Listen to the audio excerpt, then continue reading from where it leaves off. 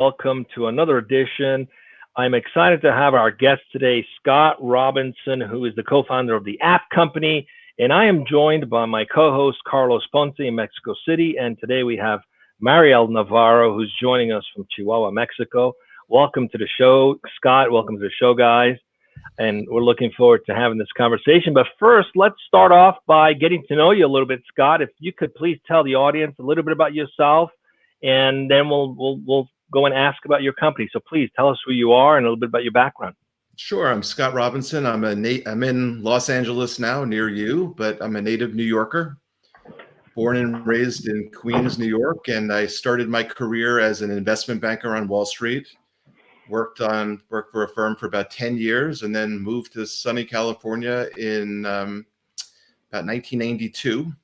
Actually, the day I moved into my apartment was the first day of the riots in LA. So I got a great welcome to Los Angeles. Everyone I knew in New York was calling me and worried what's going on there. In fact, it was just one thing after another. We had the Malibu fires a little while later, and then we had a couple of earthquakes, and it was pretty crazy time. But the OJ stuff, the Menendez things. But anyway, so I moved out here.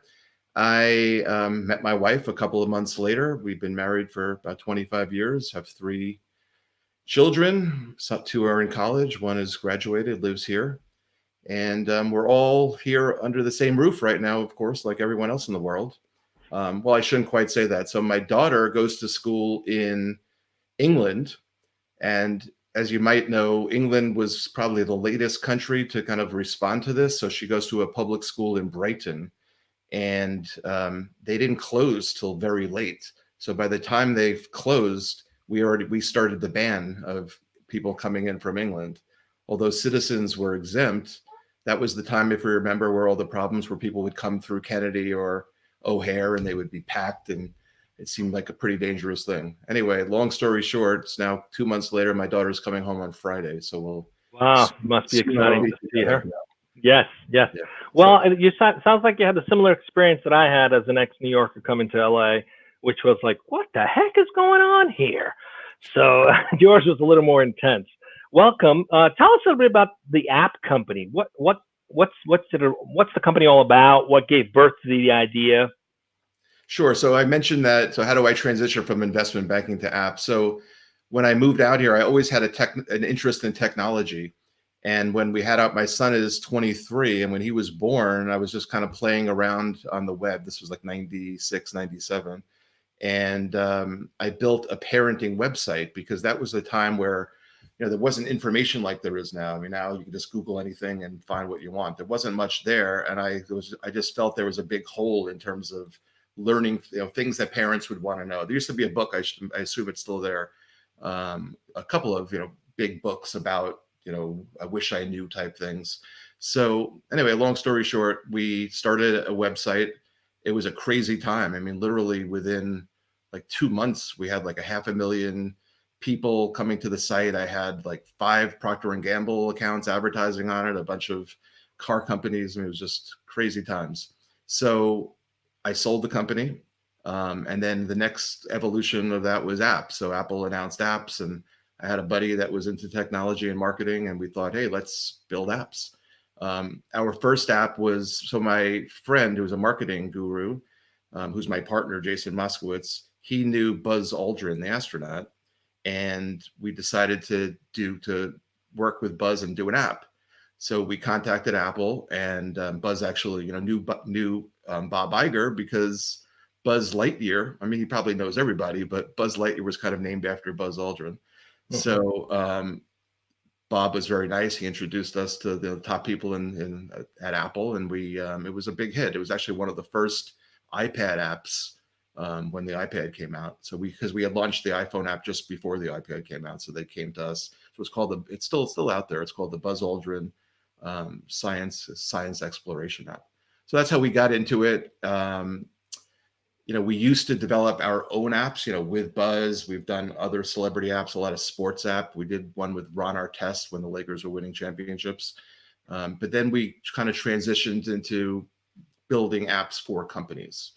Hmm. So instead of building our own apps, actually our first app was for USC. We did a major app for all of their sports. So we kind of run their sports programs for fans. And that led to doing other apps for sports. At one point we had about 20 colleges.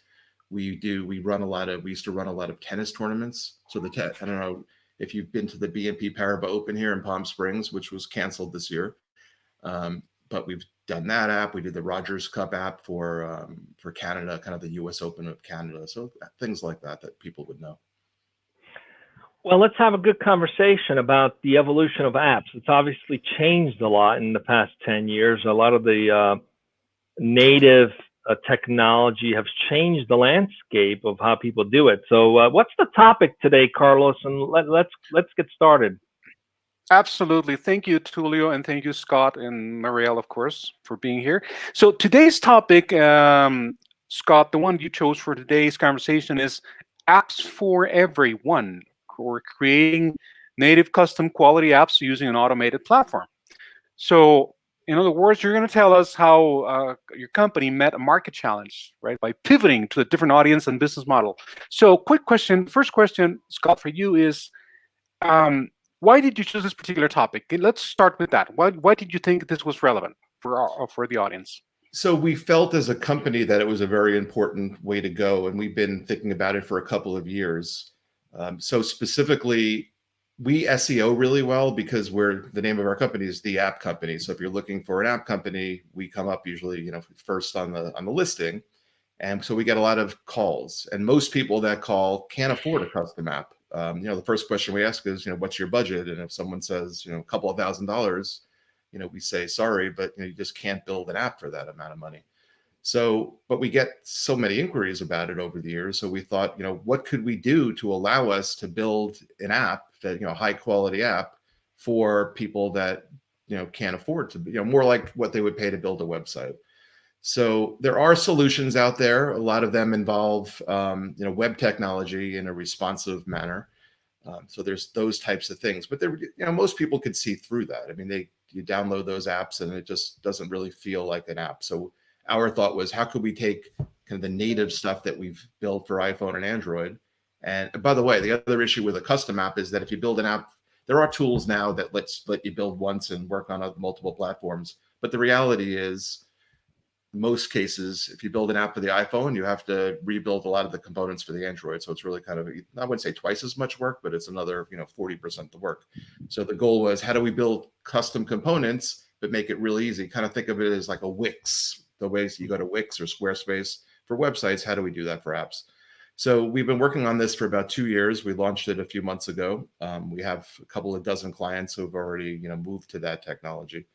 And it's working out really well, and we have some real world examples of how we've done this and really met needs during the pandemic on it, where we could never do that in the past. So, dare I ask, is it a low code app platform that you've created? Can you describe it a bit? Absolutely. So it's native code for both Android and iPhone. So we've taken components that we've used on custom apps over the years that we own, and we've turned it in. We've kind of widgetized it. So the basic concept is, a user logs in. They register. It's low cost. They log in, and either we could design it. We have third party agencies and developers that use our platform for their apps, so they could do it. Or if you're like someone that maybe designs a WordPress site, so you need kind of that level of knowledge, but really not coding so much. So it's more WYSIWYG. So, but at the end of the day, what they're really doing, if you think about it, is they're defining the menus, the colors, the options in the app, right? So it all goes on in the cloud through a JSON file. And then the app, which has all the code in it, native code, looks at that and decides how to build the app. So it's really completely custom code, but the user doesn't have to see that. That said, we do have custom hooks. So like WordPress, where you could build plugins, we also have a plugin technology to extend the platform. So you could use, within our back end, a developer theoretically, and we've done it, could design kind of the screens, the inputs, and then they could create a library, and we give them instructions to kind of add it to the code. And then think of it, it uses our code as the back end. It uses most of our common technology, and then if you have specific technology, you could add it. So let's make this a little bit relevant for what's going on right now. Okay, imagine I am a doctor and I want to create a model where my patients use an app to stagger how often they're going to come to the office, right? Or, so I don't have an office full of people because I'm still practicing the social distancing. And I also want to have a method to be able to, again, create a model where people feel safe coming in. Is this more like a mom and pop kind of thing where I can go in and build something like that without the need of an engineer?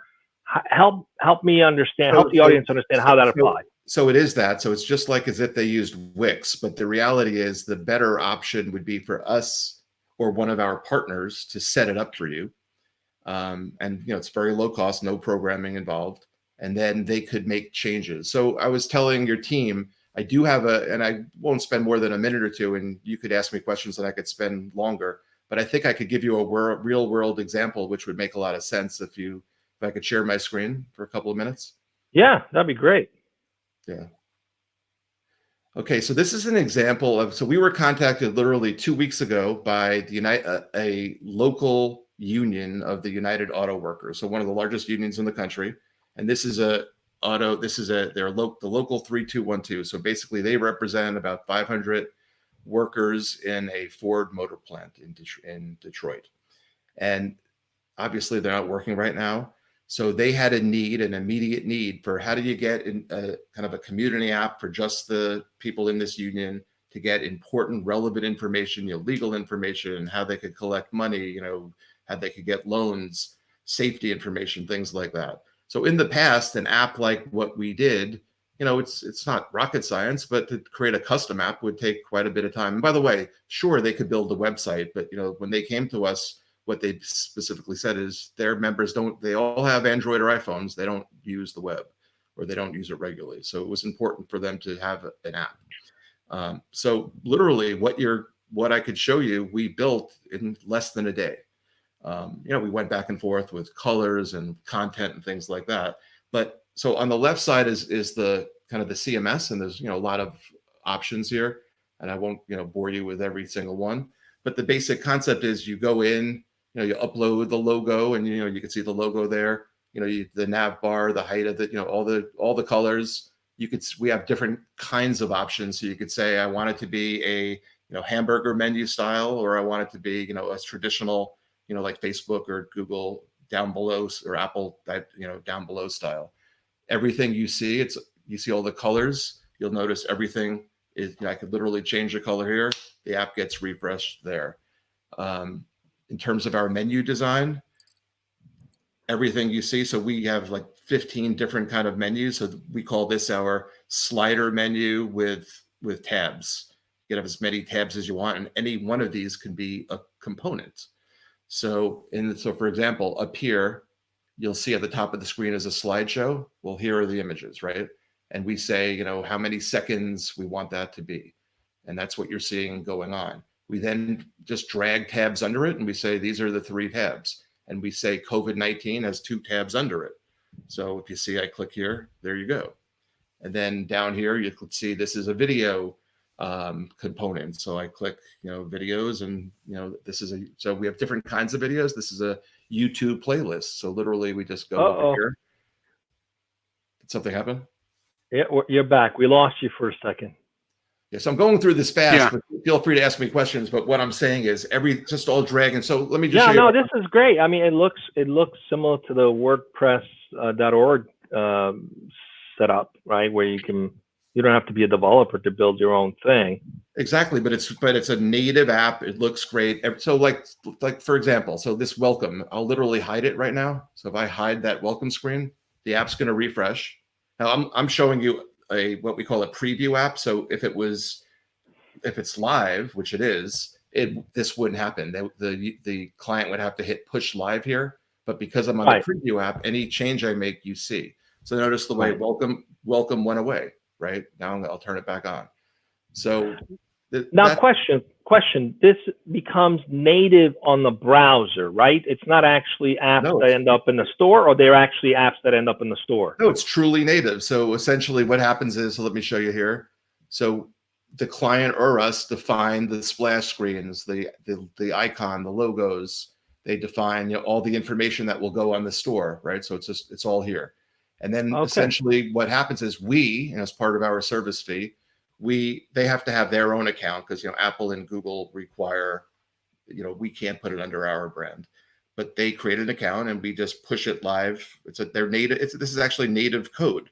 So everything I'm doing here is kind of the brains of it. We're really creating, you know, in the cloud, all the settings. It tells us the colors, the menus, what components, and then we compile it together and we load it just like at any other, you know, we load the APK and we load the Apple code.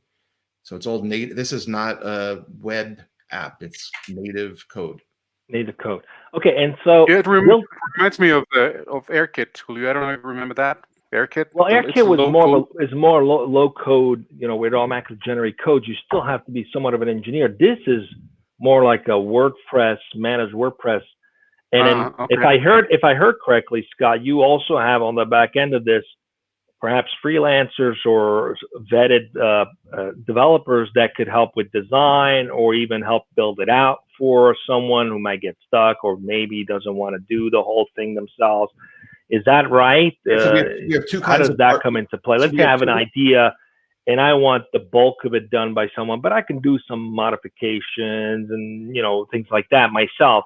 Is that a possibility as well? Yeah. So we have two kinds of, so we have one model, which the truth is I wouldn't say anyone, you know, without any, like an end user client with no technical training, it's probably, all of our clients do manage what we're doing, but we set it up and it's not very expensive. I mean, it's anywhere, I mean, the price point, the setup, depending on how much we are asked to do, is anywhere from say $1,000 to $3,000. So we'll set it up. But we also, and then it's roughly, depending on the volume, about $150 a month. But, you know, all right, so someone has been thinking about building an app and has gone to you know, an applications company, an engineering company, and with a $2,000 budget in the past, they've been told, sorry, that's you know, we don't work with that. Now they can go here. You guys can help them set it up, and they can maintain it on their own. It's kind of like what I did with my own blog. I had someone set it up, and now I maintain it myself. I mean, that's just brilliant. And who are you targeting predominantly? Who's your main customer base? I know we talked about mom and pop. Is there a particular vertical that seems to be getting more traction than others? But just to directly answer your question, so that's one model, is we'll do it. But we also work with both kind of agencies / designers. So not coders, but, you know, people that know CSS and could design websites.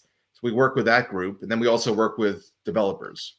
So, and we, you know, kind of white label the product, and they could do it, you know, they could certainly say this is the App Company platform, but at the end of the day, it's a native app. So they could do what they want to do. And they could, you know, so if it's the designer, where we allow you to add CS. So say you want to bring in a website, because we have different, if I want to add a component, I say I want to add widgets, right? So one of the things you could do is you could do a web page, but you could then add custom CSS. So what a lot of clients will do, like in this example, watch this.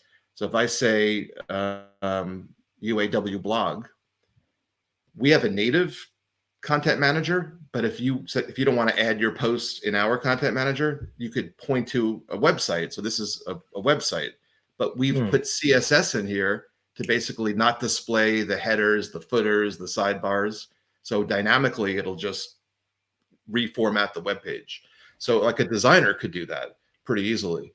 And then if you're a coder, we have ways of adding features through custom, you know, JavaScript code. So it's just, you know, depends. We have a lot of features. We don't do every single thing possible. You know, we wish we could, but, you know, no one can. So if we haven't thought of something, we'll either commission a plugin and then add it to the platform, or a developer is free to do their own thing.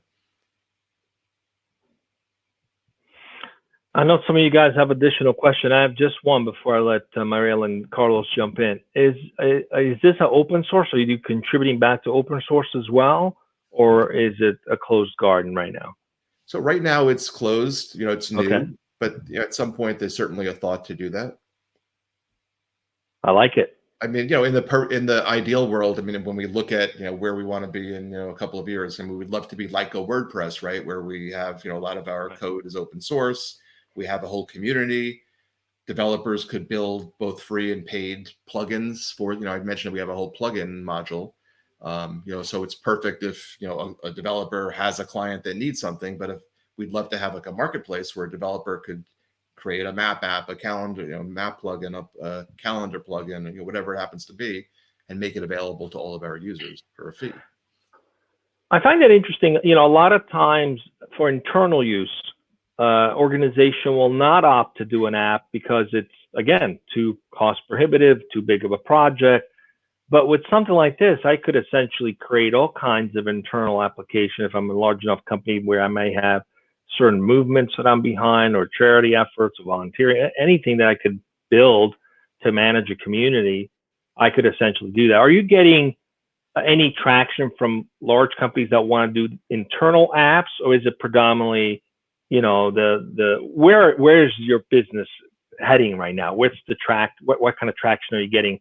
Who's requesting this mostly? So at this point, most of our business has come from not us going out to get it, but that is definitely the plan. That was the plan now, but our plan was kind of disrupted. So we had really just started that when the pandemic started. So people really aren't super focused all the time on this stuff.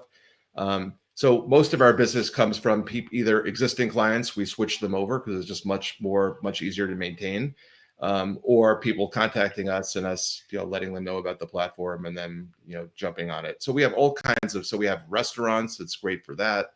Service businesses, doctors, dentists, spas, anything with information. It's a natural if it's like an information type of app. So like this example with the union, I mean, we didn't even think about unions, right? And they came to us. This is one of the largest unions in the country. And they, it's a natural, right? It's just an easy way to quickly get it out and to keep people abreast of information. So there really isn't a limit. Does it do every single thing, anyone could do? Of course not. So that's why we tried to make it extendable so we could add custom features. So we do have some real big clients. So I mentioned to you earlier that for about 8 to 10 years, we've been doing the USC Game Day app, which has, well over 1 million people that use it. We converted them to this platform.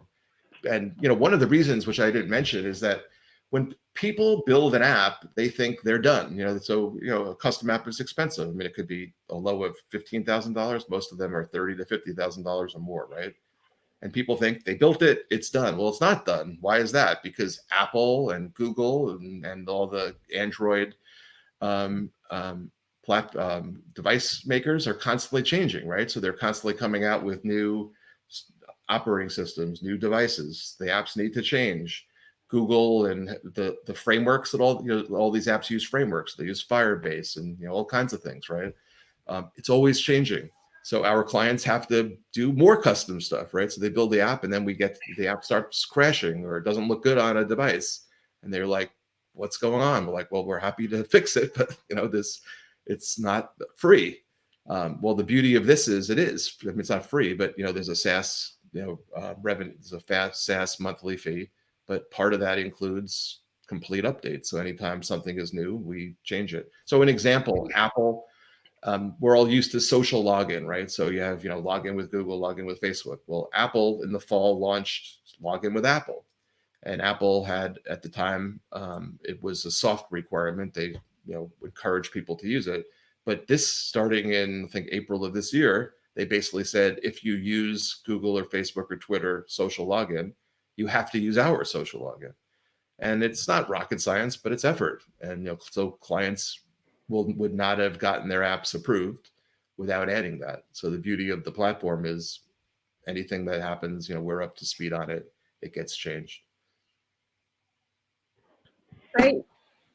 I have Marielle? a question. Yeah, I have a question. Yeah. Actually, Go ahead, Marielle. got my attention the fact that when the main platforms are maybe Apple and Android. I know that you probably heard about this thing happening with Huawei and Android.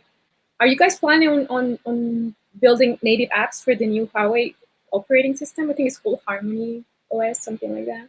Are you seeing this happening in the future? So we haven't seen the demand for it, but I would say that it's certainly, something, that and multiple other platforms also we've thought about. Certainly it's on, it's on the table and it's something we would consider. But the beauty of this platform is that when we do that, it would be available for our other clients. So it's certainly something we've thought about. Yeah, probably once they. Well, we need to. I think we wait usually. I mean, it's good to anticipate demand to some extent, but we just haven't been seeing it at this stage. Yeah.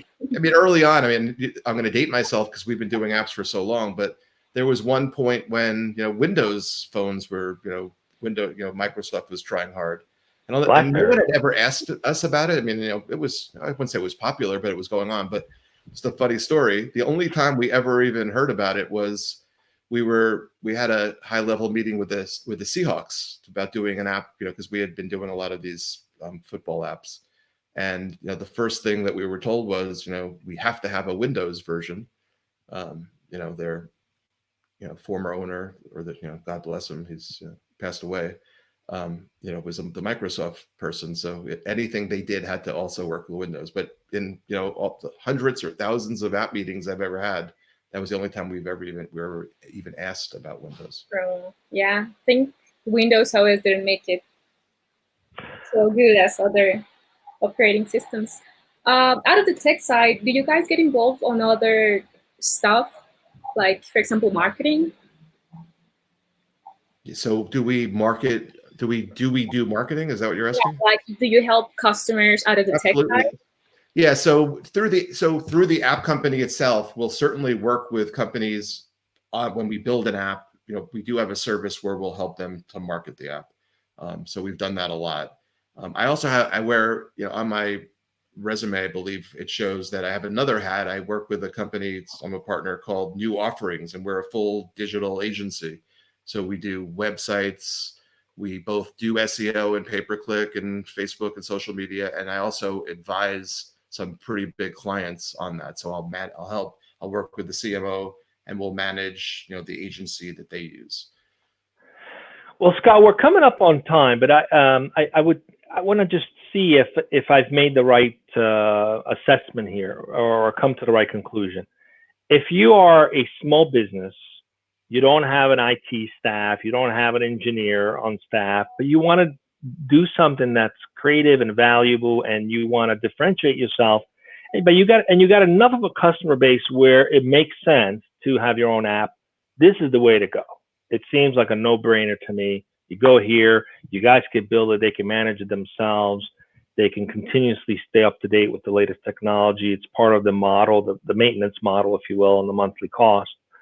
And if you're a larger company and you want to experiment with things, again, there's an opportunity here. I guess anybody could use this, even if you're a large company. I wouldn't see why not.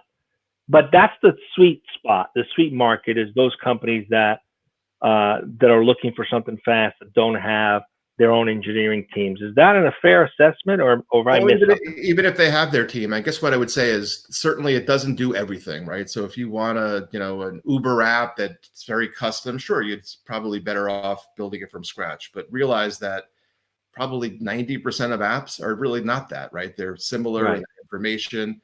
So it does a lot of things. It's cost. There's a lot less cost. It's also time to market. I like to use the house analogy, right? If you want to remodel your house, yeah, people do it and everyone does it, but it takes forever and it creates a lot of headaches, and husbands and wives get divorced, right?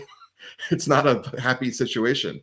In this case, it's super streamlined. You could see instantly, as I showed you, changes you make. You could experiment. It's actually a great even if you were going to build an app, it's a nice prototyping tool. I mean, I know there are these mock-up tools, but this really creates native code that you could really see what your final product might be. So instead of building PowerPoints, you actually could build a real prototype as you're a design firm. I like that thinking a lot. Well, Scott, we're up on time. It's been a pleasure to have you here. We wish you a lot of success. I think there's opportunities for a lot of companies, especially those a little bit behind in their digitization, with everybody working from home and things have changed. definitely this is a kind of a leg up opportunity to leverage this platform. For those of you watching, it's the App Company. We will make sure we put the links on the Dojo Live page. And again, thanks for being with us, Scott. What do we got coming up tomorrow, Carlos? Tomorrow we're going to be speaking at 1:00 p.m. with Jesse Fuel from from Fuel Innovation, and the topic is going to be untapped agility, or 7 leadership moves to transform your transformation. So I look forward to that as well, right here on Dojo Live at 1 p.m. Pacific. Thanks for joining us, everyone. Thanks again, Scott, for being with us. Thanks Have a great rest of your day. You too. Thank you, everyone. Thank Just you. stay with us. Be safe.